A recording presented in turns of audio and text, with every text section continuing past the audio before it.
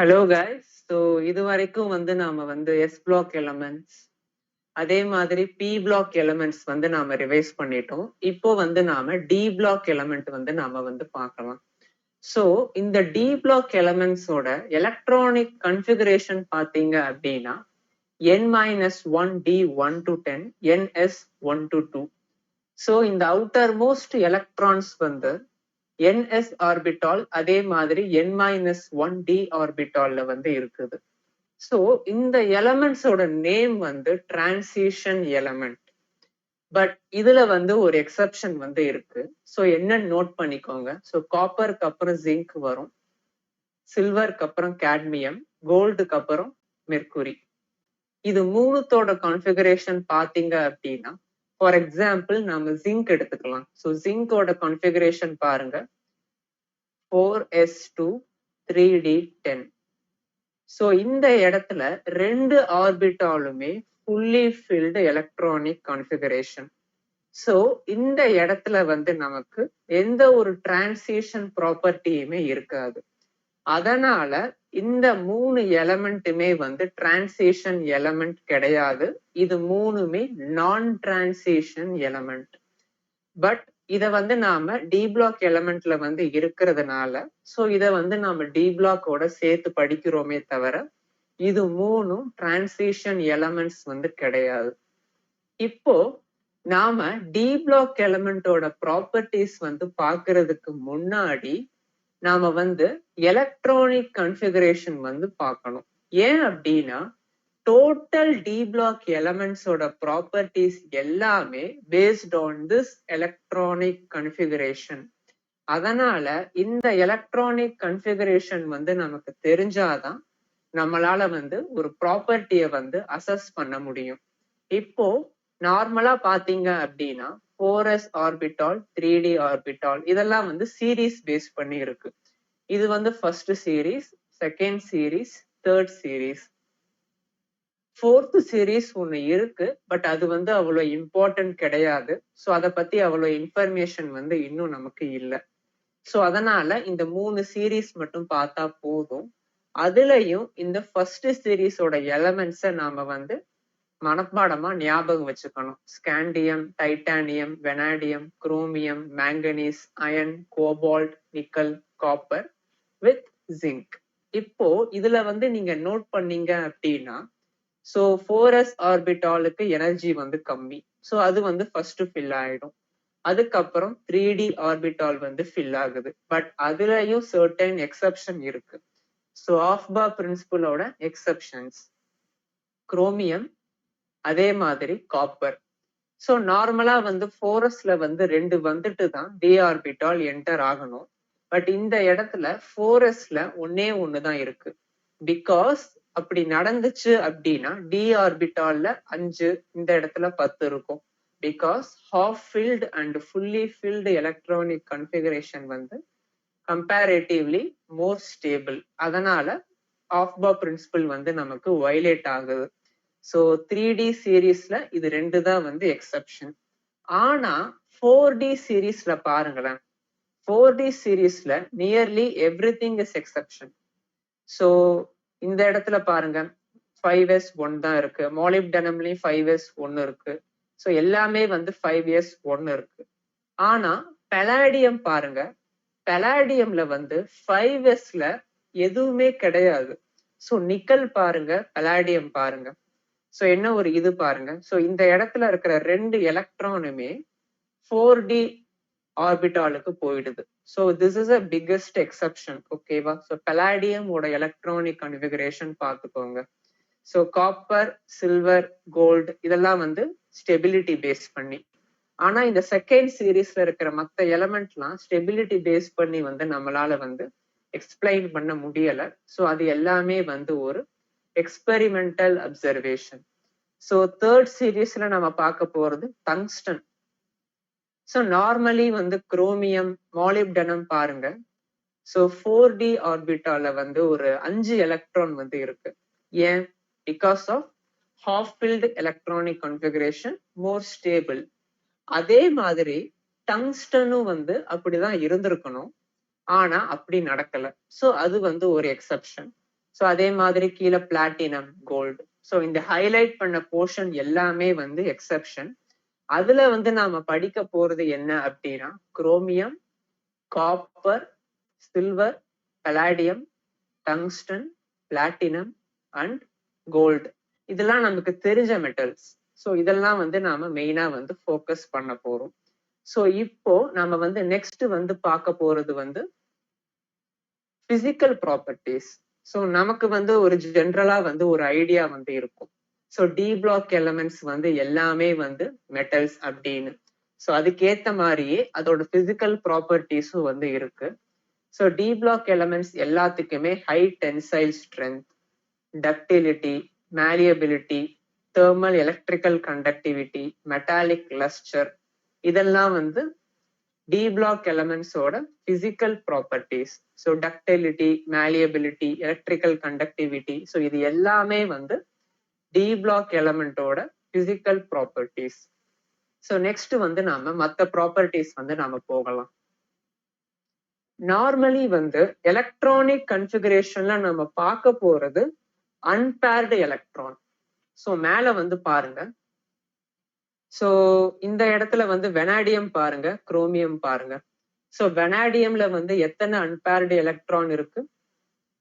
வெனாடியம்ல 3 unpaired electron இருக்கு.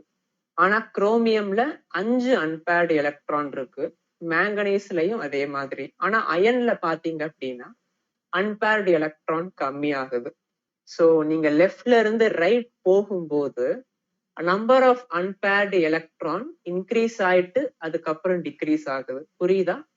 So இதுதான் ரொம்ப இம்பார்ட்டன்டான ஒரு பாயிண்ட். ஸோ லெஃப்ட்ல இருந்து ரைட் போகும்போது number of unpaired electron increase ஆயிட்டு டிக்ரீஸ் ஆகுது. ஸோ இதை வந்து ஞாபகம் வச்சுக்கோங்க. ஸோ இது வந்து எப்படி யூஸ் ஆகுதுன்னு பாருங்க.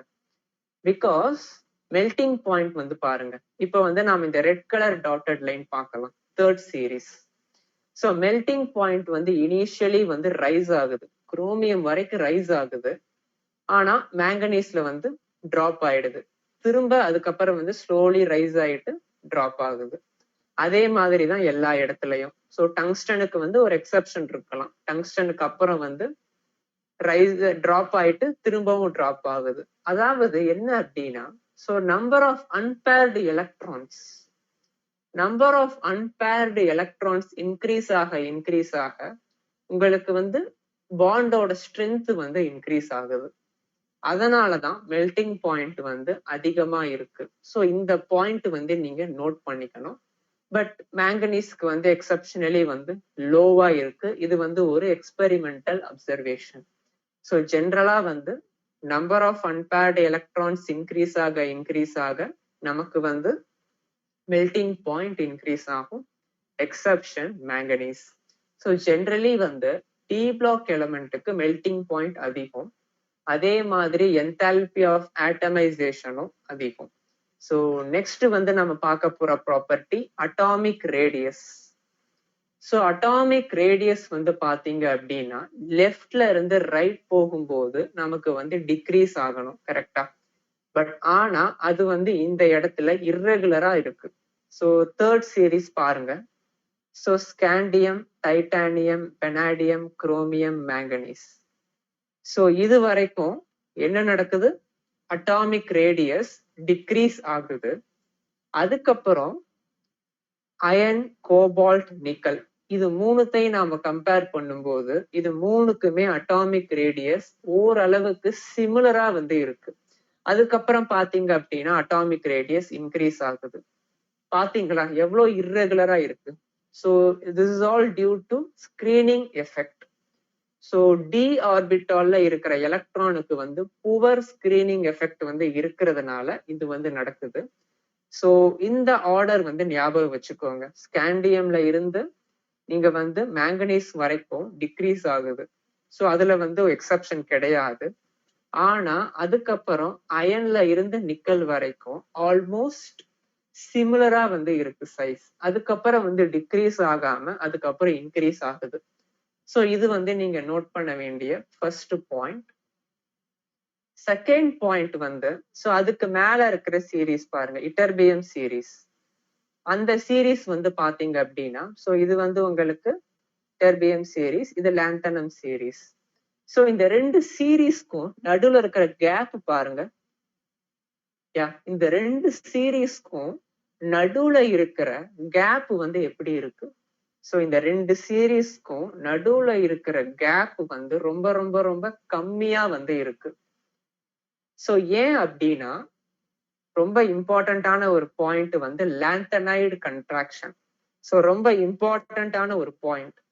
So due to lanthanide contraction உங்களுக்கு வந்து அந்த ரெண்டு சீரீஸோட கேப் வந்து கம்மியாயிடுச்சு.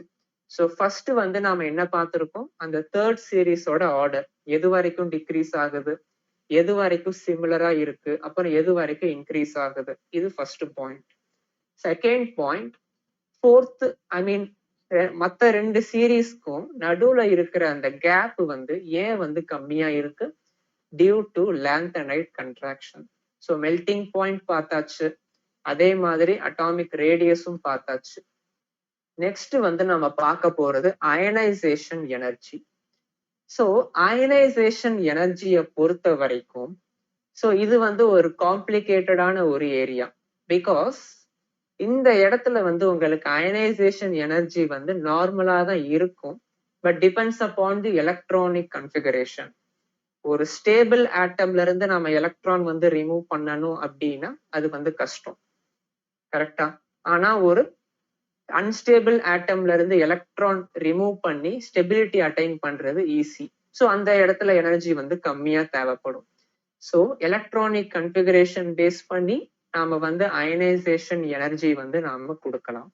இதுல வந்து நான் மெயினா வந்து நான் வந்து நோட் பண்ண வேண்டிய பாயிண்ட் வந்து என்ன அப்படின்னா, ஸோ டி ஆர்பிட்டாலுக்குன்னே இருக்கிற ஒரு ஸ்பெஷலான ஒரு ஃபினாமினன் ரீஆர்கனைசேஷன் எனர்ஜி. ஸோ அப்படின்னா என்ன அப்படின்னா, ஸோ நாம வந்து பார்க்கலாம். ஸோ நமக்கு வந்து தெரியும், இப்போ வெனாடியம் எடுத்துக்கலாம். வெனாடியமோட எலக்ட்ரானிக் கன்ஃபிகரேஷன் என்னது? 3d3 4s2, கரெக்டா? ஸோ வெனாடியமோட எலக்ட்ரானிக் கன்ஃபிகரேஷன் 3d3 4s2. இப்போ நான் வந்து வெனாடியம் வந்து அயனைஸ் பண்ண போறேன். ஸோ வெனாடியம் வந்து நான் அயனைஸ் பண்றேன் அப்படின்னா என்ன அர்த்தம்? ஸோ வெனாடியம்ல இருந்து நான் எலக்ட்ரானை வந்து ரிமூவ் பண்றேன். ஸோ வெனாடியம்ல இருந்து நான் எலக்ட்ரானை ரிமூவ் பண்ணேன் அப்படின்னா எனக்கு வந்து என்ன எலக்ட்ரானிக் கன்ஃபிகரேஷன் இருக்கணும்? 3d3 4s1 வந்து இருக்கணும், கரெக்டா? ஆனா இது வந்து நடக்கல. 3d3 4s1 வந்து எனக்கு வெனாடியம் பாசிட்டிவோட B+ ஓட எலக்ட்ரானிக் கான்ஃபிகரேஷன் கிடையாது. ஏன் அப்படின்னா என்ன கான்ஃபிகரேஷன் இருக்கு அப்படின்னா 3d4 4s0. அதாவது s ஆர்பிட்டால்ல இருக்கிற எலக்ட்ரான் d ஆர்பிட்டாலுக்கு வந்து ஜம்ப் ஆயிடுது. சோ இந்த பினாமினனோட நேம் தான் ரீஆர்கனைசேஷன் ஆஃப் எனர்ஜி. ஸோ இதே மாதிரி நிக்கலுக்கு இருக்கும், ஸோ இதே மாதிரி மற்ற எலமெண்ட்ஸ்க்கும் இருக்கு. ஸோ என்ன வந்து கான்செப்ட் அப்படின்னா, ஸோ வந்து நீங்க ஒரு அயானை வந்து ரிமூவ் பண்றீங்க. 4s1 இருக்கு, 3d3 இருக்கு, கரெக்டா? ஆனா எனர்ஜி வந்து ரீஆர்கனைஸ் ஆகி உங்களுக்கு வந்து s ஆர்பிட்டால்ல இருக்கிற எலக்ட்ரான் d ஆர்பிட்டாலுக்கு ஜம்ப் பண்ணிடுது. ஸோ இந்த பினாமினனோட நேம் வந்து ரீஆர்கனைசேஷன் ஆஃப் எனர்ஜி. ஸோ இது வந்து நாம மைண்ட்ல வச்சுக்கலாம். ஸோ இவ்வளவுதான் வந்து நமக்கு அயனைசேஷன் எனர்ஜி. ஸோ நெக்ஸ்ட் வந்து நாம பார்க்க போறது வந்து oxidation state. So P block element மாதிரியே நமக்கு வந்து டி பிளாக் எலமெண்ட்ஸும் வேரியபிள் ஆக்சிடேஷன் ஸ்டேட் வந்து கொடுக்கும். ஸோ ஒரு குரூப்போட மினிமம் ஆக்சிடேஷன் ஸ்டேட், அதே மாதிரி ஒரு குரூப்போட மேக்சிமம் ஆக்சிடேஷன் ஸ்டேட் எப்படி கண்டுபிடிக்கணும் அப்படின்னா, ஒரு எலமெண்ட்டுக்கு number of S electrons. So ஒரு எலமெண்டோட number of S electrons, I mean நான் எதை பத்தி பேசுறேன் அப்படின்னா அவுட்டர் மோஸ்ட் எலக்ட்ரானிக் கான்ஃபிகரேஷன், அதுல எவ்வளவு எஸ் எலக்ட்ரான்ஸ் வந்து இருக்கோ அது வந்து minimum oxidation state. Maximum oxidation state வந்து number of S electrons plus number of unpaired d electrons. இது வந்து உங்களுக்கு வந்து maximum oxidation state. For example, manganese இருக்கு. manganese ஓட minimum oxidation state வந்து என்னது? manganese ஓட minimum oxidation state வந்து நமக்கு தெரியும். அதே மாதிரி maximum oxidation state +7. இதோட ட்ரெண்ட் வந்து எப்படி இருக்கு அப்படின்னா, ஸோ லெஃப்ட்ல இருந்து ரைட் போகும்போது உங்களுக்கு வந்து பாசிபிள் ஆக்சிடேஷன் ஸ்டேட் வந்து இன்க்ரீஸ் ஆகுது. ஸ்காண்டியம்க்கு +3 மட்டும்தான் பாசிபிள், டைட்டானியம்க்கு +2 +3 +4 பாசிபிள், வெனாடியம்க்கு +2 +3 +4 +5 வந்து பாசிபிள். அதே மாதிரி மேங்கனீஸ் வரைக்கும் இன்க்ரீஸ் ஆகுது. மேங்கனீஸ்ல இருந்து நமக்கு டிக்ரீஸ் ஆகுது. இது வந்து ஏன் வந்து நமக்கே தெரியும். ஏன்னா லெஃப்ட் டு ரைட் வந்து அன்பேர்டு எலக்ட்ரான்ஸ் அதிகமாகும். மிடில்ல வந்ததுக்கு அப்புறம் அதுக்கப்புறம் அன்பேர்டு எலக்ட்ரான்ஸ் டிக்ரீஸ் ஆகும். ஸோ அதை பேஸ் பண்ணி தான் இந்த ஆக்சிடேஷன் ஸ்டேட்டும் இருக்கு. இப்போ இந்த இடத்துல ஹைலைட் பண்ணியிருக்கிற இந்த ஆக்சிடேஷன் ஸ்டேட் எல்லாமே common oxidation state. Common oxidation state அதாவது அயனுக்கு வந்து +2 +3 +4 +6 அப்படின்னு வந்து 4 ஆக்சிடேஷன் ஸ்டேட் இருக்கு. ஆனா அயன் வந்து +2 +3 அப்படின்னு வந்து 2 ஆக்சிடேஷன் ஸ்டேட் தான் மோஸ்ட் காமன்லி அதோட காம்பவுண்ட்ஸ்ல வந்து நாம வந்து பார்க்கலாம். பட் சர்டன் எக்ஸப்ஷன்ஸும் இருக்கு. ஸோ ஆஸ்மியம் அப்படிங்கிற டி பிளாக் எலமெண்ட்டுக்கு வந்து +8 ஆக்சிடேஷன் ஸ்டேட் வந்து பாசிபிள். அதே மாதிரி இந்த நிக்கல் கார்போனைல் இது வந்து ஒரு காம்ப்ளெக்ஸ். இதை வந்து நம்ம கோஆர்டினேஷன் காம்பவுண்ட்ல வந்து நம்ம பார்க்கலாம். இதுல நிக்கல் ஓட ஆக்சிடேஷன் ஸ்டேட் வந்து 0. ஸோ +8ம் பாசிபிள் +0வும் பாசிபிள். ஸோ சாரி 0வும் பாசிபிள். ஸோ நெக்ஸ்ட் வந்து நம்ம பார்க்க போறது ஸ்டெபிலிட்டி. ஸோ நம்ம பி பிளாக் எலமெண்ட்ல வந்து நம்ம இனர்ட் பேர் எஃபெக்ட் அப்படின்னு பார்த்துருப்போம். ஸோ டாப் டு பாட்டம் போகும்போது லோவர் ஆக்சிடேஷன் ஸ்டேட்டோட ஸ்டெபிலிட்டி வந்து இன்க்ரீஸ் ஆகும். இந்த இடத்துல அது அப்படியே ரிவர்ஸ். இந்த இடத்துல அது அப்படியே ரிவர்ஸ். அதாவது டாப் டு பாட்டம் போகும்போது ஹையர் ஆக்சிடேஷன் ஸ்டேட்டோட ஸ்டெபிலிட்டி இன்க்ரீஸ் ஆகும், லோவர் ஆக்சிடேஷன் ஸ்டேட்டோட ஸ்டெபிலிட்டி டிக்ரீஸ் ஆகும். பீரியட் வைஸ் போகும்போது ஹையர் ஆக்சிடேஷன் ஸ்டேட்டோட ஸ்டெபிலிட்டி டிக்ரீஸ் ஆகும். குரூப் போகும்போது அதாவது டாப் டு பாட்டம் போகும்போது stability of higher oxidation state increase ஆகும். ஸோ இது வந்து நோட் பண்ணிக்கோங்க. ஸோ அது வந்து எதுக்கு யூஸ் ஆகும் அப்படின்னா, இப்போ வந்து டைட்டானியமோட ஒரு காம்பவுண்ட் கொடுத்துருக்காங்க, வெனாடியமோட ஒரு காம்பவுண்ட் கொடுத்துருக்காங்க, குரோமியமோட ஒரு காம்பவுண்ட் கொடுத்துருக்காங்க அப்படின்னா, so left to right period இதுல வந்து ஹையர் ஆக்சிடேஷன் ஸ்டேட்டோட ஸ்டெபிலிட்டி வந்து நமக்கு கம்மியாகிக்கிட்டே போகும். ஸோ அந்த கான்செப்ட் வந்து நாம அப்ளை பண்ணிக்கலாம். ஸோ நெக்ஸ்ட் வந்து நாம வரது வந்து எலக்ட்ரோட் பொட்டன்ஷியல். ஸோ எம்எஸ் அப்படிங்கிற மெட்டல் ஆட்டம் வந்து M+ அக்வஸ் சொல்யூஷனா மாறுது. இது வந்து ஒரே ஸ்டெப்ல வந்து மாறிடாது. இதுக்கு வந்து என்னென்ன ஸ்டெப்லாம் இருக்குன்னு பாருங்க. ஃபர்ஸ்ட் வந்து சாலிட வந்து கேஸா மாத்தணும். ஏன் அப்படின்னா, ஒரு ஆட்டம்ல இருந்து நம்ம வந்து ஒரு எலக்ட்ரானை ரிமூவ் பண்ணணும் அப்படின்னா அதுக்கு அந்த ஆட்டம் வந்து கேஷியஸ் ஸ்டேட்ல வந்து இருக்கணும். ஸோ அதுக்கு வந்து நாம கொடுக்குற எனர்ஜி சப்ளிமேஷன் எனர்ஜி. எலக்ட்ரானை ரிமூவ் பண்றதுக்கு நாம கொடுக்குற எனர்ஜி அயனைசேஷன் எனர்ஜி. இப்போ அந்த திரும்ப கேஸை வந்து நம்ம சொல்யூஷனா மாத்துறதுக்கு கொடுக்கறது ஹைட்ரேஷன் எனர்ஜி. இது 3 எனர்ஜி தான் எலக்ட்ரோட் பொட்டன்ஷியலை வந்து நமக்கு வந்து டிசைட் பண்ணுது. இப்போ ஒரு ஷார்ட்டா வந்து ஞாபகம் வச்சுக்கணும் அப்படின்னா எஸ்ஓபி எஸ்ஆர்பி. எஸ்ஓபி அப்படிங்கிறது ஸ்டாண்டர்ட் ஆக்சிடேஷன் பொட்டன்ஷியல், எஸ்ஆர்பி அப்படிங்கிறது ஸ்டாண்டர்ட் ரிடக்ஷன் பொட்டன்ஷியல். இப்போ எஸ்ஓபி வந்து பாசிட்டிவா இருக்கு அப்படின்னா ஆக்சிடேஷன் வந்து ஈஸி. இப்போ எஸ்ஆர்பி வந்து பாசிட்டிவ் அப்படின்னா ரிடக்ஷன் வந்து ஈஸி. ஸோ இந்த 2 பாயிண்ட் வந்து ஞாபகம் வச்சுக்கோங்க. ஸோ எஸ்ஓபி வந்து பாசிட்டிவ் அப்படின்னா ஆக்சிடேஷன் ஈஸி, எஸ்ஆர்பி பாசிட்டிவ் அப்படின்னா நமக்கு வந்து ரிடக்ஷன் வந்து ஈஸி. ஸோ ஃபார் எக்ஸாம்பிள் பாருங்க, ஸோ ஒரு எக்ஸப்ஷன் கேஸ் கூட இருக்கு. ஸோ எக்ஸப்ஷன் சொல்றதை விட ட்ரெண்ட் வந்து சேஞ்ச் ஆகுது. M2 plus 2M. ஸோ இது வந்து என்ன பொட்டன்ஷியல்? இது வந்து reduction potential, standard reduction potential. Because oxidation state வந்து +2ல இருந்து 0க்கு மாறுது. ஸோ குறையுது ரிடக்ஷன் பொட்டன்ஷியல். ஸோ அந்த 3D எலமெண்ட்ஸ் எடுத்துக்கோங்க. ஸோ அதோட electrode potential, standard reduction potential எல்லாமே வந்து நெகட்டிவா இருக்கும் except copper which is positive. அதாவது விச் மீன்ஸ் என்ன அர்த்தம்? ஸ்டாண்டர்ட் ரிடக்ஷன் பொட்டன்ஷியல் பாசிட்டிவ் அப்படின்னா ரிடக்ஷன் வந்து ரொம்ப ஈஸி அப்படின்னு அர்த்தம். ஓகேவா? ஸோ ரிடக்ஷன் வந்து நமக்கு ரொம்ப ஈஸி காப்பர்ல. ஸோ அதை தான் வந்து மீன் பண்ணுது. நெக்ஸ்ட் வந்து ஸோ இந்த 2 எக்ஸாம்பிள் வந்து பாருங்க. ஸோ Cr3 பிளஸ் Cr2 மாறுறதுக்கு எனக்கு வந்து பொட்டன்ஷியல் வந்து நெகட்டிவ் இருக்கு. ஆனா Mn3 பிளஸ் Mn2 மாறுறதுக்கு எனக்கு வந்து பாசிட்டிவ் இருக்கு. ஸோ பிகாஸ் இதோட ரீசன் வந்து நம்ம எல்லாருக்குமே தெரியும், எலக்ட்ரானிக் கன்ஃபிகரேஷன். ஸோ Mn3 ஓட ஸ்டெபிலிட்டி பாருங்க, Mn2 ஓட ஸ்டெபிலிட்டி வந்து பாருங்க. ஸோ Mn3 ஓட ஃபர்ஸ்ட் Mn ஓட எலக்ட்ரானிக் கன்ஃபிகரேஷன் என்னது? 3d5 4s2. இப்ப Mn3 ஓட எலக்ட்ரானிக் கன்ஃபிகரேஷன் வந்து என்ன இருக்கும்? D4 இருக்கும். கரெக்டா? So Mn2 D5. ஸோ எது வந்து ஸ்டேபிள்? D4 ஸ்டேபிளா இல்ல D5 ஸ்டேபிளா?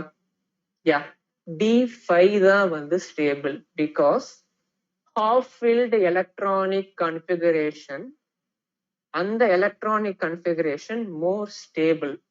அதனால Mn3 வந்து ஈஸியா வந்து Mn2 மாறிடும். அதனாலதான் பாசிட்டிவ், அதாவது ரிடக்ஷன் வந்து ஈஸியா நடந்துரும். ஆனா குரோமியம்க்கு இப்படி கிடையாது. பிகாஸ் நீங்க அதோட எலக்ட்ரானிக் கன்ஃபிகரேஷன் எழுதி பாருங்க, உங்களுக்கே வந்து புரியும். நெக்ஸ்ட் வந்து நாம பார்க்க போறது ஆக்சைட்ஸ். ஸோ ஆக்சைட்ஸை பொறுத்த வரைக்கும் அதோட நேச்சர் வந்து பார்க்கலாம். ஸோ +1 +2 +3 ஆக்சிடேஷன் ஸ்டேட், அதாவது மெட்டலோட ஆக்சிடேஷன் ஸ்டேட் இருக்கு அப்படின்னா அந்த ஆக்சைட்ஸ் வந்து பேசிக். +4 இருந்தா அந்த ஆக்சைடு வந்து ஆம்ஃபோடெரிக். +5 +6 +7 இருந்தா அந்த ஆக்சைடு வந்து அசிடிக். எக்ஸப்ஷன் வந்து ஒண்ணு இருக்கு, எக்ஸப்ட் Cr2O3. ஸோ Cr2O3யோட ஆக்சிடேஷன் ஸ்டேட் வந்து பார்த்தோம் அப்படின்னா அது வந்து பேசிக்கா வந்து இருக்கணும். பட் என்ன ரீசனும் தெரியல, Cr2O3 வந்து நமக்கு ஆம்ஃபோடெரிக் நேச்சர், அதாவது அசிடிக் நேச்சரும் இருக்கு, பேசிக் நேச்சரும் இருக்கு. ஸோ அசிடிக் ஆக்சைட்னா என்னது, பேசிக் ஆக்சைட்னா என்னது அப்படின்னு வந்து நம்ம வந்து ஆக்சிஜன் ஃபேமிலியில நம்ம பார்த்துருப்போம். ஸோ அதை ரெஃபர் பண்ணிக்கோங்க. ஸோ Cr2O3 வந்து ஆம்ஃபோடெரிக் இன் நேச்சர். ஸோ நெக்ஸ்ட் வந்து நாம பார்க்க போறது மேக்னெட்டிக் மொமெண்ட். ஸோ இது வரைக்கும் நாம பார்த்த ப்ராப்பர்ட்டிஸ் எல்லாமே எலக்ட்ரானிக் கன்ஃபிகரேஷன், மெல்டிங் பாயிண்டா இருக்கட்டும், ஆர்எஸ் வந்து அட்டாமிக் ரேடியஸா இருக்கட்டும், ஈவன் லாஸ்டா பார்த்த அந்த எலக்ட்ரானிக் கான்ஃபிகரேஷன் வச்சு நாம பார்த்த எலக்ட்ரோட் பொட்டன்ஷியலா இருக்கட்டும், எல்லாமே வந்து பேசிஸ் ஆஃப் எலக்ட்ரானிக் கன்ஃபிகரேஷன். இப்போ நாம நெக்ஸ்ட் பார்க்க போறது மேக்னெட்டிக் மொமெண்ட். இதுவும் வந்து based on electronic configuration. So 2 nature வந்து இருக்கு, paramagnetic substance, diamagnetic substance. So diamagnetic அப்படின்னா அதோட மேக்னெட்டிக் மொமெண்ட் வந்து 0. பிகாஸ் அன்பேர்டு எலக்ட்ரான் இருக்காது. ஸோ அன்பேர்டு எலக்ட்ரான்ஸ் தான் மேக்னெட்டிக் மொமெண்ட்டுக்கு கான்ட்ரிபியூட் பண்ணுது. ஸோ Sc3+ இதுல வந்து அன்பேர்டு எலக்ட்ரான் கிடையாது. ஸோ வந்து கால்குலேட்டட் அப்சர்வ்டு. ஏன்னா எப்பவுமே வந்து கால்குலேட்டடும் அப்சர்வ்டுக்கும் ஒரு ஸ்லைட் வேரியேஷன் வந்து கண்டிப்பா இருக்கும். பட் நீங்க வந்து ஃபார்முலா வந்து படிச்சுக்கோங்க, mu = n × n+2. ஸோ இது வந்து கால்குலேட்டட். ஸோ இதுவே வந்து நமக்கு போதும். n அப்படிங்கிறது number of unpaired electrons. So எத்தனை அன்பேர்டு எலக்ட்ரான் இருக்கு அப்படின்னு பாருங்க. ஸோ அதை வச்சு நீங்க மேக்னெட்டிக் மொமெண்ட் வந்து கால்குலேட் பண்ணிக்கலாம். ஸோ அன்பேர்டு எலக்ட்ரான் இருக்கு அப்படின்னா அந்த சப்ஸ்டன்ஸ் வந்து பாராமேக்னெட்டிக் சப்ஸ்டன்ஸ். அன்பேர்டு எலக்ட்ரான் இல்ல அப்படின்னா அது வந்து டயாமேக்னெட்டிக் சப்ஸ்டன்ஸ். ஸோ நெக்ஸ்ட் வந்து நம்ம பார்க்க போற ப்ராப்பர்ட்டி வந்து ஃபார்மேஷன் ஆஃப் காம்ப்ளெக்சஸ் அப்படின்னு வந்து ஒரு ப்ராப்பர்ட்டி இருக்கு. ஸோ டி பிளாக் எலிமெண்ட் வந்து ஒரு கோஆர்டினேஷன் காம்ப்ளெக்ஸ் வந்து ஃபார்ம் பண்ணும். ஸோ அதை வந்து நாம வந்து செப்பரேட்டா கோஆர்டினேஷன் கெமிஸ்ட்ரியில பார்க்கலாம். இப்போ நம்ம பார்க்க போற ப்ராப்பர்ட்டி வந்து இன்டர்ஸ்டீஷியல் காம்பவுண்ட்ஸ். அதாவது ஃபார் எக்ஸாம்பிள் நாம வந்து WC டங்ஸ்டன் கார்பன். ஸோ இந்த மெட்டல் ஆட்டம் எல்லாமே யாரு டங்ஸ்டனோட மெட்டல் ஆட்டம். இப்போ அதுக்கு நடுவுல இருக்கிற அந்த இன்டர்ஸ்டீஷியல் கேப்ல வந்து நமக்கு கார்பன் ஏதாவது ஒரு நான் மெட்டல் லைக் கார்பன் வந்து இந்த இடத்துல வந்து ஆக்குபை பண்ணுச்சு அப்படின்னா ஸோ அந்த காம்பவுண்டோட நேம் தான் இன்டர்ஸ்டீஷியல் காம்பவுண்ட்ஸ். ஸோ இதோட ப்ராப்பர்ட்டிஸ் எல்லாம் பாத்தீங்க அப்படின்னா டங்ஸ்டனை விட இந்த டங்ஸ்டன் கார்பைடு வந்து உங்களுக்கு ஹார்டரா இருக்கும், டென்சிட்டி வந்து அதிகமா இருக்கும். அதே மாதிரி கெமிக்கலி இனர்ட், ஸோ கெமிக்கல் ரியாக்ஷன்ல பார்ட்டிசிபேட் பண்ணாது. அதே மாதிரி மேலியபிலிட்டி டக்டிலிட்டி கம்மி ஆயிடும். ஸோ என்ன அர்த்தம், மெட்டாலிக் நேச்சர் வந்து கம்மி ஆகுது. ஏன்னா ஒரு மெட்டலோட நம்ம நான் மெட்டலை வந்து உள்ள வச்சிருக்கோம். ஸோ அப்போ ஆட்டோமேட்டிக்கலி வந்து மெட்டாலிக் நேச்சர் கம்மி ஆகும். ஸோ நெக்ஸ்ட் வந்து நம்ம பார்க்க போற ப்ராப்பர்ட்டி வந்து கேட்டலைட்டிக் ப்ராப்பர்ட்டி. ஃபர்ஸ்ட் வந்து மெயினா இந்த டி பிளாக் எலிமெண்ட்ஸ் இந்த டி பிளாக் எலிமெண்டோட காம்பவுண்ட்ஸை தான் கேட்டலிஸ்டா வந்து யூஸ் பண்ணுவாங்க. ஏன் அப்படின்னா 3 ரீசன் வந்து இருக்கு. First reason variable oxidation state. Second reason free valency இருக்கு. Third reason presence of vacant D orbital. இப்போ ஜிங்க் வந்து இருக்கு அப்படின்னா ஜிங்க்ல வந்து ஏதாவது வேக்கண்ட் டி ஆர்பிட்டால் இருக்கா? இல்ல. ஸோ அதை வந்து நம்ம கேட்டலிஸ்டா யூஸ் பண்ண முடியாது. ஆனா காப்பர்ல வந்து வேக்கண்ட் டி ஆர்பிட்டால் இருக்கா? ஸோ காப்பர்ல வந்து உங்களுக்கு சப்போஸ் நம்ம ரிமூவ் பண்ணிட்டோம் அப்படின்னா வேக்கண்ட் டி ஆர்பிட்டால் இருக்கும். ஸோ அந்த இடத்துல வந்து நாம வந்து கேட்டலிஸ்டா யூஸ் பண்ணலாம். நெக்ஸ்ட் வந்து அலாய் ஃபார்மேஷன். ஸோ கேட்டலிஸ்டோட ஒர்க்கிங் எல்லாமே வந்து நம்ம சர்ஃபேஸ் கெமிஸ்ட்ரி வரும்போது பார்க்கலாம். ஸோ இப்போ வந்து நாம அலாய் ஃபார்மேஷன் வந்து இருக்கு. ஸோ அலாய்ஸ் பத்தி நமக்கு தெரியும். ஸோ ஒரு மிக்சர் ஃபார் எக்ஸாம்பிள் மெர்க்குரியோட அலாயோட நேம் வந்து என்னது? அமால்கம். ஸோ இந்த மாதிரி ஒரு காம்போசிஷன், ஒரு combination of metals. For example nichrome அப்படின்னு வந்து ஒரு அலாய் இருக்கு. ஸோ நிக்கலையும் குரோமியமையும் ஒரு சர்டைன் காம்போசிஷன்ல வந்து மிக்ஸ் பண்ணி ஃபார்ம் பண்ற அலாய் தான் வந்து நிக்ரோம். ஸோ அதுக்கு வந்து ஒரு ஸ்பெசிஃபிக்கான ப்ராப்பர்ட்டி வந்து இருக்கும். ஸோ இந்த மாதிரி அலாய் ஃபார்மிங் ப்ராப்பர்ட்டியும் நம்ம டி பிளாக் எலிமெண்ட்டுக்கு வந்து இருக்கு. ஸோ இவ்வளவுதான் வந்து நமக்கு டி பிளாக் எலிமெண்ட்ஸோட இம்பார்ட்டன்டான ப்ராப்பர்ட்டிஸ். ஸோ ஏகப்பட்ட ப்ராப்பர்ட்டிஸ் பார்த்துருப்போம். Physical properties, melting point, atomic radius, recombination energy, அதே மாதிரி எலக்ட்ரோட் பொட்டன்ஷியல், ஆக்சைட்ஸ். நெக்ஸ்ட் வந்து இந்த interstitial compounds, alloy formation, magnetic properties அப்படின்னு வந்து நம்ம பார்த்துருப்போம். இது எல்லாமே வந்து based on electronic configuration. Next finally நாம டி பிளாக் எலிமெண்ட்ஸோட காம்பவுண்ட்ஸ் வந்து நாம போகலாம். ஸோ டி பிளாக் எலிமெண்டோட காம்பவுண்ட்ல நம்ம ஃபர்ஸ்ட் பார்க்க போறது K2Cr2O7 பொட்டாசியம் டைக்ரோமேட். இதோட ப்ரிப்பரேஷன் வந்து குரோமைட் ஓர். ஸோ குரோமைட் ஓர்ல இருந்து நாம வந்து ப்ரிப்பரேஷன் வந்து பண்றோம். ஸோ இதோட ரியாக்ஷன் வந்து நீங்க வந்து பார்த்துக்கோங்க. ஸோ எப்படி வந்து குரோமைட் ஓர்ல இருந்து ப்ரிப்பேர் பண்றோம் அப்படின்னு இந்த 3 இம்பார்ட்டன்டான ரியாக்ஷன் வந்து நீங்க பார்த்துக்கணும். நீங்க இம்பார்ட்டன்டா நோட் பண்ண வேண்டிய பாயிண்ட் வந்து CrO4 அப்படிங்கிறது குரோமேட் அயான், Cr2O7 அப்படிங்கிறது டைக்ரோமேட் அயான். இதோட ஸ்ட்ரக்சர் வந்து பாருங்க. குரோமேட் அயானோட ஸ்ட்ரக்சர் வந்து பாருங்க, டைக்ரோமேட் அயானோட ஸ்ட்ரக்சர் வந்து பாருங்க. ஸோ டைக்ரோமேட் அயான்ல CrOCr அப்படிங்கிற பாண்ட் வந்து இருக்கு. ஆனா குரோமேட் அயான்ல அது கிடையாது. இன்னொரு இம்பார்ட்டன்டான ஒரு விஷயம் வந்து ஆல் த பாண்ட் லென்த், குரோமியம்க்கும் ஆக்சிஜனுக்கும் நடுவுல இருக்கிற பாண்டோட லென்த் வந்து எல்லா பாண்ட் லென்த்துமே ஈக்குவல். ஆனா டைக்ரோமேட் அயான்ல இந்த வெளியே இருக்கிற மூணு, இந்த பக்கம் ஒரு 3, ஸோ 6 பாண்ட் இருக்குல்ல வெளியே, அதோட லென்த் ஈக்குவலா இருக்கும். அதே மாதிரி உள்ள இருக்கிற அந்த 2 பாண்ட் லென்த்தும் அது ரெண்டும் ஈக்குவலா இருக்கும். ஸோ ஆனா அவுட்டரும் இன்னரும் வந்து நமக்கு ஈக்குவலா இருக்காது. ஸோ ப்ரிப்பரேஷன் பார்த்துக்கோங்க. இந்த 2 அயான்ஸோட ஸ்ட்ரக்சர் வந்து பார்த்துக்கோங்க. தென் பொட்டாசியம் டைக்ரோமேட்டோட இம்பார்ட்டன்டான ஒரு இது பாத்தீங்க அப்படின்னா, ஸோ இதை வந்து நாம வந்து அசிடிக் மீடியம் இல்ல ஏதாவது ஒரு மீடியம்ல வந்து வைக்கிறோம் அப்படின்னா, ஸோ அதோட ஈக்குவலண்ட் வெயிட் வந்து m/6. ஸோ 6 அப்படிங்கிறது என்னது? அதாவது பொட்டாசியம் டைக்ரோமேட் எத்தனை எலக்ட்ரான்ஸ் வந்து கொடுக்கும்? 6 எலக்ட்ரான்ஸ் வந்து கொடுக்கும். ஸோ இது வந்து ரிடாக்ஸ் ரியாக்ஷன்ல வந்து இருக்கும். ஸோ இது வந்து 6 எலக்ட்ரான்ஸ் வந்து கொடுக்கும். நெக்ஸ்ட் வந்து நம்ம பார்க்க போறது KMnO4. ஸோ KMnO4 பார்க்கறதுக்கு முன்னாடி நாம வந்து இதோட இம்பார்ட்டன்டான ரியாக்ஷன்ஸ் வந்து இருக்கு.